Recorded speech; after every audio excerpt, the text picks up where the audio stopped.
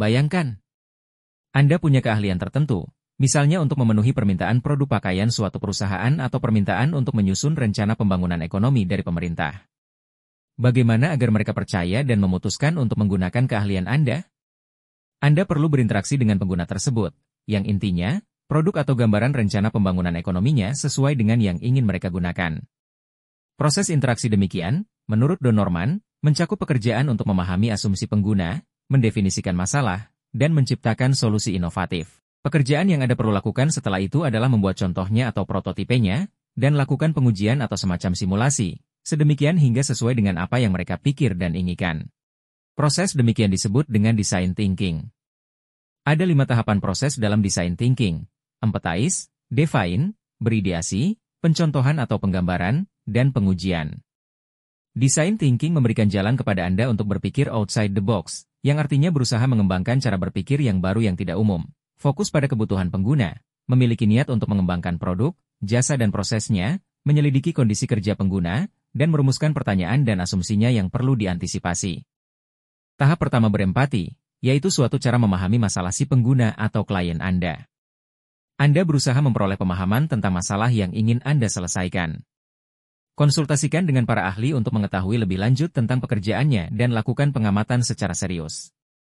Anda mungkin berusaha membenamkan diri dalam lingkungan fisik pengguna Anda untuk memperoleh pemahaman yang lebih dalam dan personal tentang masalah yang terlibat, serta pengalaman dan motivasi mereka. Empati sangat penting untuk pemecahan masalah dan proses desain, yang berpusat pada pengguna supaya bisa mengesampingkan asumsi Anda sendiri tentang masalah itu, dan memperoleh wawasan nyata tentang pengguna dan kebutuhan mereka.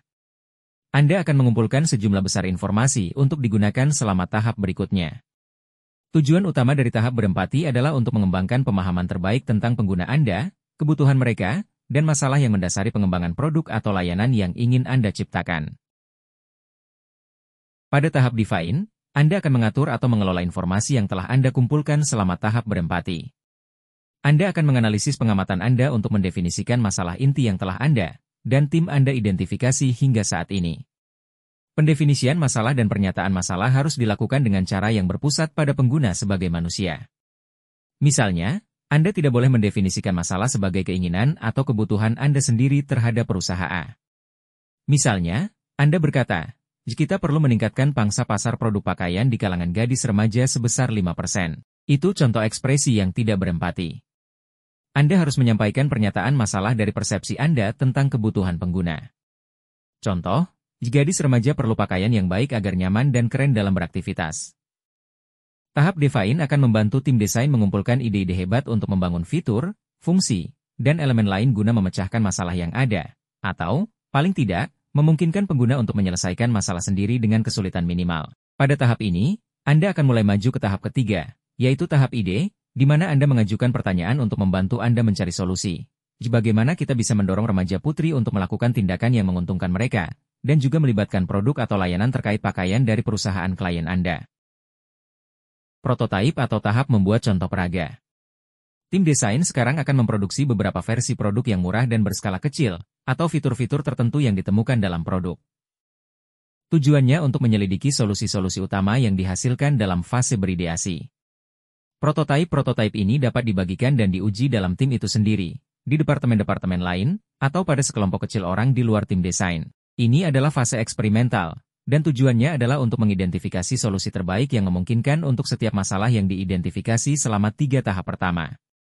Solusi-solusi tersebut diimplementasikan dalam prototipe-prototipe, dan, satu persatu, diselidiki dan kemudian diterima, ditingkatkan, atau ditolak berdasarkan pengalaman-pengalaman pengguna. Pada akhir tahap prototipe, tim desain akan memiliki gagasan yang lebih baik tentang keterbatasan-keterbatasan produk dan masalah-masalah yang dihadapinya. Mereka juga akan memiliki pandangan yang lebih jelas tentang bagaimana pengguna sebenarnya akan berperilaku, berpikir, dan merasakan ketika mereka berinteraksi dengan produk akhir. Pada tahap ini, Anda akan melakukan pengujian produk secara ketat menggunakannya untuk solusi terbaik yang diidentifikasi pada tahap prototipe. Bila sesuatu yang Anda hasilkan adalah produk baju, maka dapat diuji cobakan pada seorang model pria atau perempuan.